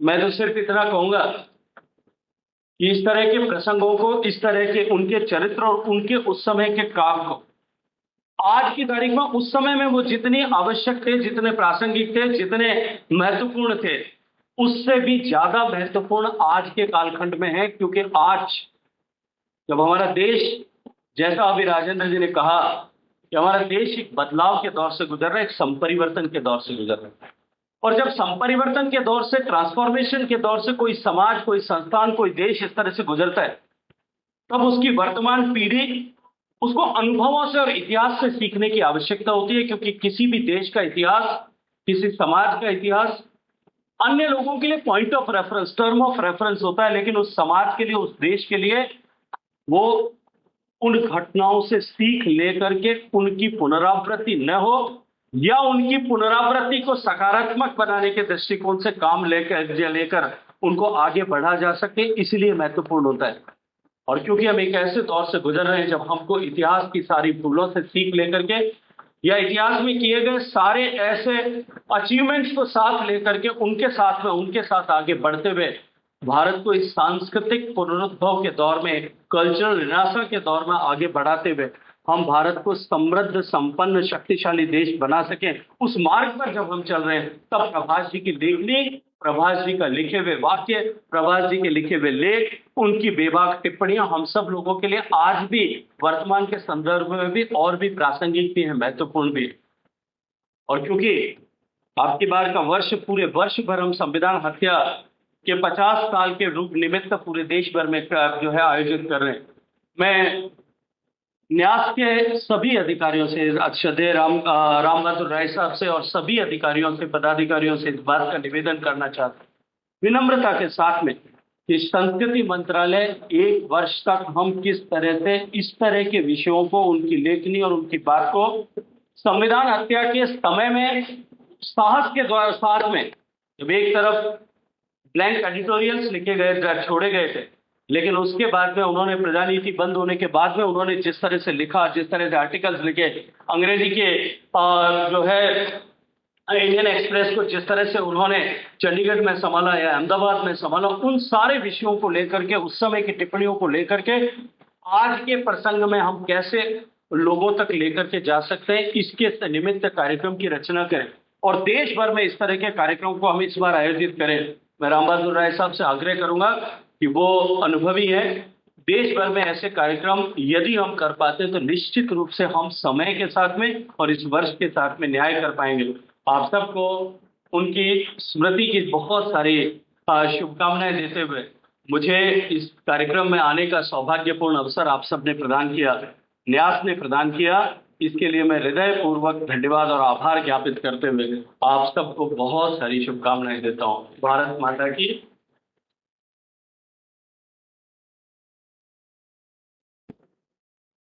बहुत आभार माननीय गजेंद्र सिंह शेखावत जी। जैसा मैंने प्रारंभ में कहा, भाषण, प्रभात परंपरा और इस आयोजन के सर्वथा अनुरूप है। आप सबकी लगातार उपस्थिति और एकाग्र होकर भाषण को सुनना अपने आप में बहुत कुछ कहता है। अंत में इस आयोजन के अध्यक्ष पद्मश्री जवाहरलाल कौल जी अपनी बात रखेंगे। कौल साहब के बारे में किसी परिचय की जरूरत नहीं है। जो मंच पर 2 व्यक्ति बैठे हैं, प्रभात जी के करीब रहे, साथ रहे, सहगामी रहे, ऐसे आयोजन की अध्यक्षता जवाहरलाल कौल जी कर रहे हैं। पद्मश्री जवाहरलाल कौल जी से निवेदन है कि वे अपनी बात करें, अध्यक्ष की बात करें।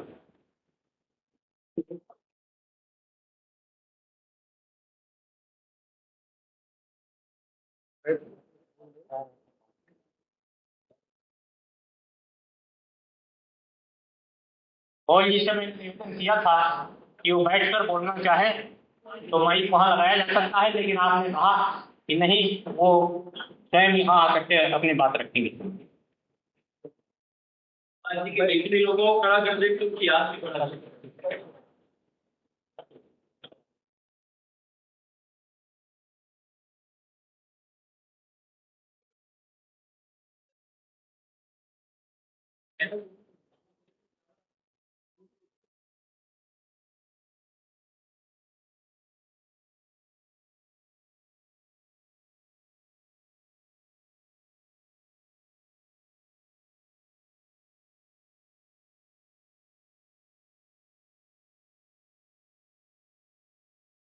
इस आधार में बैठे हुए मान्यवर सज्जन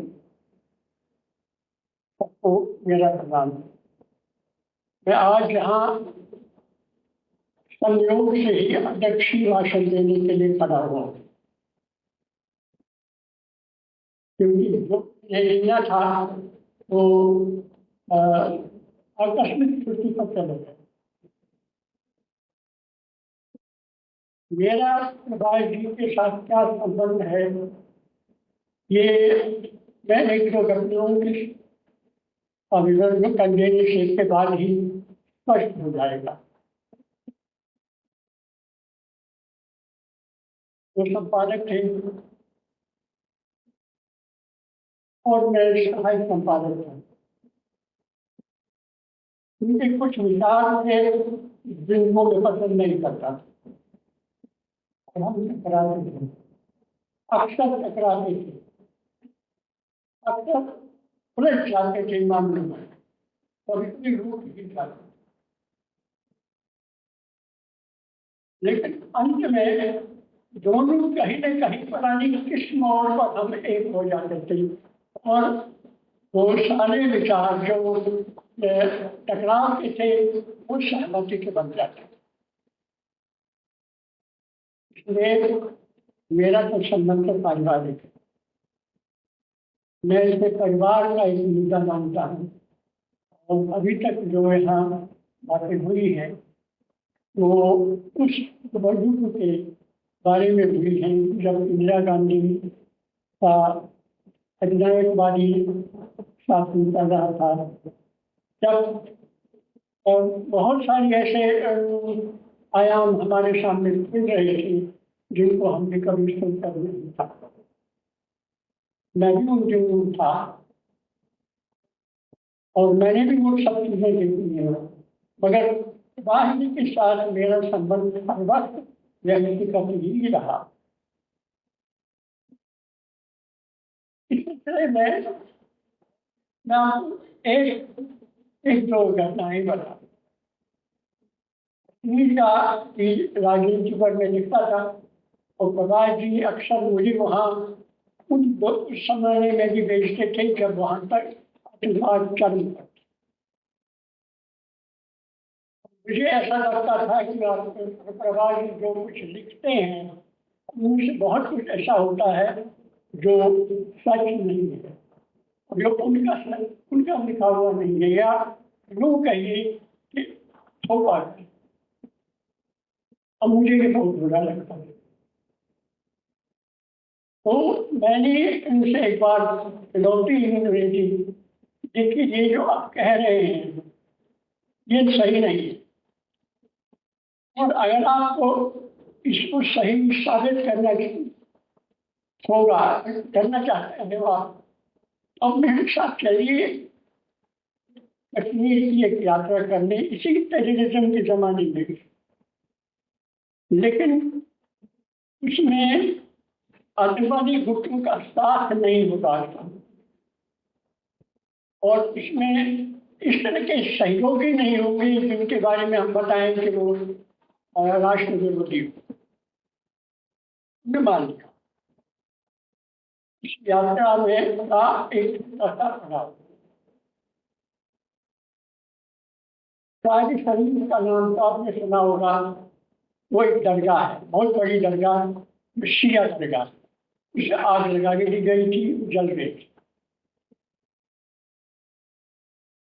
लेकिन नूरुद्दीन वहाँ की वो दरगाह है, उसमें आग लगी। इसे देखने के लिए, आग लगने के बाद इसे देखने के लिए प्रवासियों में चार गए। चार मतलब इस गांव का नाम चार है। वहाँ जो कुछ जिन लोगों से मिलना था मिल लिए। वापसी पर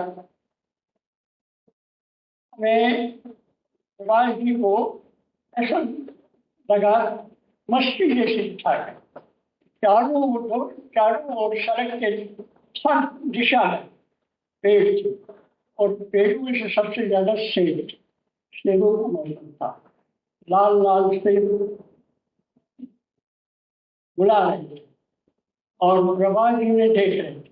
अचानक प्रभा जी ने मुझे कहा कि बचपन में हम बच्चे पड़ोसियों के घर में, पड़ोसियों के बगीचे में तोड़कर भाग जाते थे, लेकिन वही फल हमारे घर में भी मौजूद होते थे, लेकिन फिर भी हम उनको फल चुरा लेते थे। घर वाले जिनका बगीचा होता था वो पीछा करते थे, पकड़ भी लेते थे। पकड़ कर घर वालों के पास पेशी होती थी तो कभी कभी पिटाई थी, लेकिन फिर भी वो फल चुराने का जुनून, फल चुराने की हम शांत नहीं।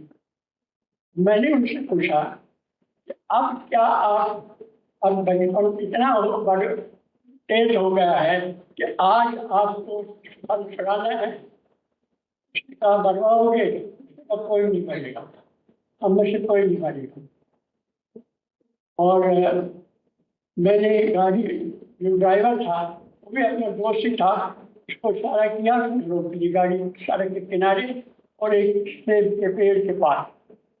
मैंने निकल गई, अब जाइए यहाँ से। वो सेब जो बड़ा सा दिखाई दे रहा है आखिरी की प्रतीक्षा में यहाँ कितने दिन से, अब जाइए और उसे तोड़ आइए। अब थोड़ा पहले इसको चाहे आ गया, जोश आ गया और निकल गए।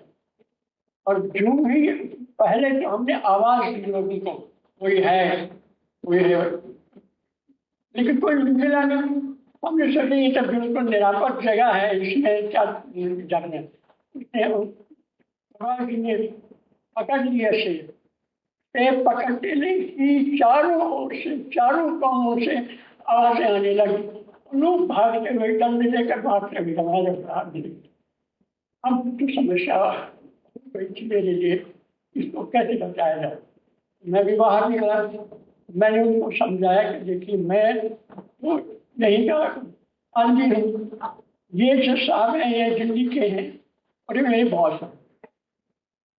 अब इस बॉस को लगता है कि हम सब कश्मीरी बेईमान हैं। हम में इतनी ईमानदारी भी नहीं है कि कम से कम एक मेहमान को थोड़ा सा इज्जत दें। थोड़ा वो नरम हो गया।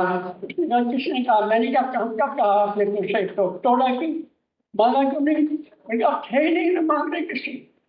उसने सेब तोड़ा और दे दिया राजू के हाथ में और कहा कि कोई बात नहीं, आप एक और दिया हमारी वंशता। मुझ जैसे आदमी पर जो वही का रहने वाला है, ये घटना बहुत इसका असर पड़ा। प्रवाही पर तो पड़ना ही था। काफी देर तक खामोश बैठे। इसी एक रास्ते में ताज शरीफ से उतरते हुए श्रीनगर में तक जाने के 30-40 किलोमीटर के रास्ते में, इसी रास्ते में सामने से एक खाली सड़क की मेडिटेशन चल रही थी। कर्फ्यू था, कोई सड़क पर कोई था नहीं। एक लड़की काले बुर्के में एक छोटे से बच्चे को हाथ पकड़कर उतर रही सड़क से। हमें लग रहा था ये लड़की, इस लड़की को सवारी मिल गई है, फिलहाल में माफ कर भी हुआ। अब कम से कम 10-15 किलोमीटर पैदल चलेगी इस छोटे बच्चे को लेकर, तब इसका गाँव आएगा। मैंने कुछ नहीं कहा, लेकिन कह दिया, बाहर निकाला खिड़की से और कहा बेटा कहाँ जाना है, क्या करना है, आओ बैठो, ये वहाँ तक छोड़ आते हैं। उसने ना कर दिया और छट गए दूसरे किनारे से। तो ये भी एक झटका था, मेरे उल्टा झटका था। फिर मैंने साइड वाला, मैंने भी बात की, वो आ गई दूसरी साइड से बैठ। अब जी के कहने से वो नहीं आई, मेरे कहने से वो आ गई, ये भी एक बहुत समय। हमने फिर बातचीत शुरू कर दी। बातचीत में हमने पूछा कि ये जो यहाँ अल्लाह इस वक्त हो रहा है कौन कर रहा है, ये कौन कर रहा है? तो उन्होंने कहा कि ये कुछ करे, इनके बदलाव लोग हैं वगैरह वगैरह। बहुत गुस्से में थी। मैंने कहा तुम तो बहुत गुस्से में हो, तुम्हें इनसे क्यों बैर है? कहा ये बैर नहीं होगा, मेरा कैरियर खराब कर देंगे। कैसा कैरियर है? मैं कहने लगी कि मैं इस कॉलेज में, यहाँ के कॉलेज में इकलौती ऐसी लड़की हूँ जिसने साइकोलॉजी में सब्जेक्ट लिया। लेकिन अब पता लग रहा है कि इस कॉलेज का साइकोलॉजी सब्जेक्ट भी खत्म कर दिया गया। अब हुआ एक होगा ये कि मैं एजुकेशन आगे होगी, हम घर में अकेले बैठूंगी और किसी आदमी के साथ मुझे बांध दिया जाएगा और कहानी खत्म। और मैं अपनी कहानी यहाँ खत्म नहीं करना चाहती। I want to progress. अब ये बहादुर के साथ हमने करे लिया और गाँव तक छोड़ दिया। जी बोलने लगे और उन्होंने कहा कि ये तो भोल साहब, मैं तो अभी तक आपको भोल साहब कह रहा था, लेकिन अब एक मित्र के रूप में अब तुमसे कह रहा हूँ ये जंग इस सड़क पर जो जंग चल रही है, ये मस्जिद में जो जंग चल रही है, वो जंग जो इसकी सीने में जंग चल रही है, इसके परिवार में जंग चल रही होगा, शायद हजारों परिवारों में चल रही होगी, वो भी हम देखें। इस जंग का आयाम दूसरा भी है, ये हम उसमें समझने की कोशिश नहीं की।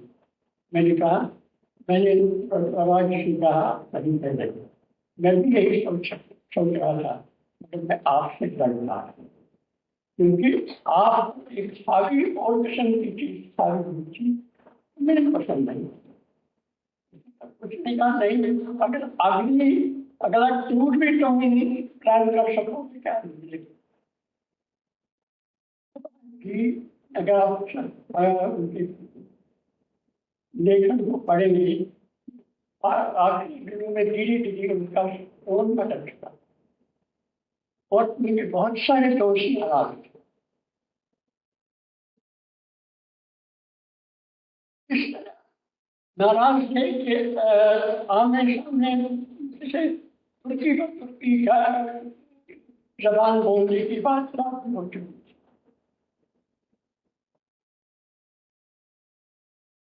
लेकिन मुझे ये महसूस हो रहा था, ये आदमी जिस व्यक्ति को हमने एक संपादक के रूप में देख रहे हैं, वह संपादक धीरे धीरे विराट पुरुष बन रहा है, वो बदल रहा है, बदलते हुए आयाम को अपने साथ परिवर्तन लाने की कोशिश कर रहा है।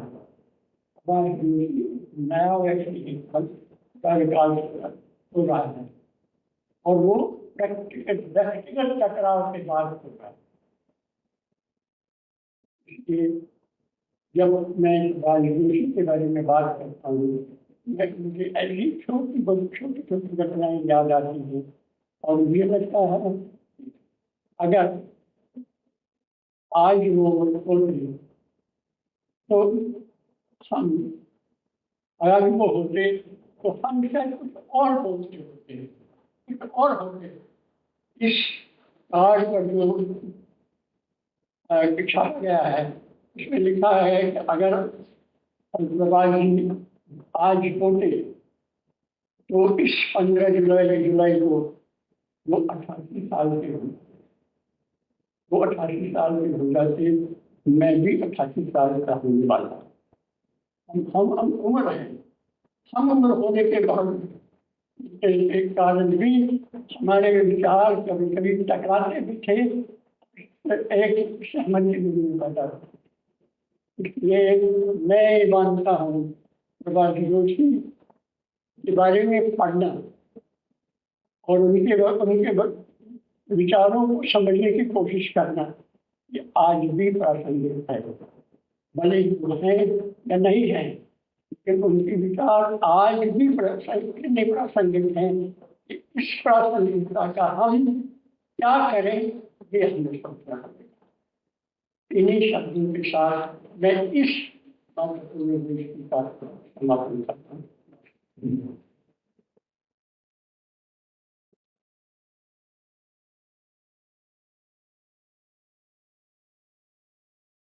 अच्छी भाषा के बाद किसी टिप्पणी की आवश्यकता नहीं। प्रभाष जी कहते प्रासंगिक है, इस रूप में ही आपने सुना। निश्चित तौर पर प्रभाष प्रसंग की जो परिकल्पना की गई है, उसी क्रम में आज का भी आयोजन गिना जाएगा। मैं अंत में प्रभाष परंपरा न्यास की तरफ से धन्यवाद ज्ञापन के लिए श्री राकेश सिंह जी को आमंत्रित कर रहा हूँ। श्री राकेश सिंह जी।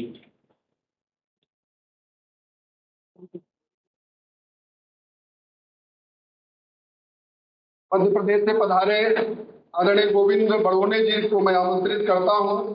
नव भारत विचार मंथन के 25 साल पूरे होने पर उसका जो संकलन निकला है, उसको मंच पर अतिथियों को भेंट करें। गोविंद बड़ोने जी।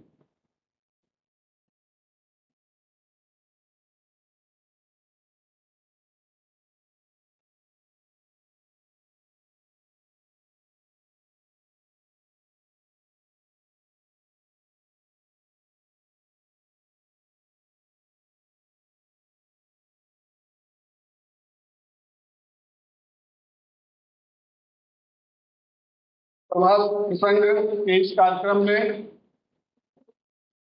श्रद्धेय राय साहब व्याख्यान के लिए तैयार हुए। इसके लिए श्रद्धेय राय साहब का बहुत बहुत आभार। भारतीय राजनीति में सहजता और सरलता के प्रतिमूर्त आदरणीय गजेंद्र सिंह शेखावत जी अपने व्यस्ततम समय से समय निकालकर आज ही जोधपुर आप गए और आज ही इस कार्यक्रम के लिए वहां से वापस आए शामिल होने के लिए। उनका भी बहुत बहुत आभार। मध्य प्रदेश के उप मुख्यमंत्री आदरणीय राजेंद्र शुक्ल जी का स्नेह हम सबको मिलता रहता है। अपने व्यस्ततम समय से उन्होंने समय निकाला इस कार्यक्रम के लिए, उनका भी आभार। हम लोगों के बीच में बहुत दिनों बाद श्रद्धेय जवाहरलाल कौल जी भी उपस्थित हुए, अध्यक्षता स्वीकार की। श्रद्धेय कौल साहब का भी बहुत बहुत आभार इस व्याख्यान के लिए कि राय साहब को तैयार करने के लिए। आदरणीय हेमंत शर्मा जी का भी आभार। सही तो राय साहब को तैयार हम लोग तो नहीं कर पाते, उनका तो अभिनंदन ही होना चाहिए। मैं हर्षवर्धन त्रिपाठी जी से आग्रह करूंगा कि हेमंत शर्मा जी को अंगवस्त्रम और चरखा देकर अभिनंदन करें। हेमंत जी, हर्षवर्धन जी। इस कार्यक्रम के लिए आदरणीय राहुल देव जी, अवधेश कुमार जी, हर्षवर्धन त्रिपाठी जी, अजनेश अवस्थी जी, राजेश जोशी जी, JS राजपूत जी, नरेश सिरोही जी, YHN शर्मा जी, अशोक गदिया जी, कुमार संजय सिंह जी इस कार्यक्रम में उपस्थित हैं, उनका भी बहुत बहुत आभार। पूर्व सांसद हम लोगों के नेता रहे आदरणीय वीरेंद्र सिंह मस्त का भी आगमन हुआ। भदोही से, बलिया से चल कर इसी कार्यक्रम के निमित्त आए, उनका भी बहुत बहुत आभार। डॉक्टर महेश चंद्र शर्मा जी भी इस कार्यक्रम में उपस्थित हैं, उनका भी बहुत बहुत आभार। देवप्रिय अवस्थी जी, कुमार आनंद जी, मनोज चतुर्वेदी जी, प्रताप सिंह जी, संजय सिंह जी का भी आगमन इस कार्यक्रम में हुआ है और आप सब का आगमन इस कार्यक्रम में हुआ है। अपने व्यस्ततम समय से निकालकर आपने इस कार्यक्रम में हिस्सा लिया, आप सबका बहुत बहुत आभार। गांधी स्मृति दर्शन समिति के सभी कर्मचारियों अधिकारियों का भी बहुत बहुत आभार। इस कार्यक्रम के बाद में पद्मश्री प्रहलाद टिपानिया जी का कबीर भजन होगा, उसके बाद भोजन होगा। कबीर को प्रहलाद टिपानिया जी गाते ही नहीं है, वो जीते भी हैं। तो आप सभी से आग्रह है कि भजन में आप शामिल होंगे, उसके बाद भोजन करके ही यहाँ से जाएंगे। आप सभी का बहुत बहुत आभार। धन्यवाद।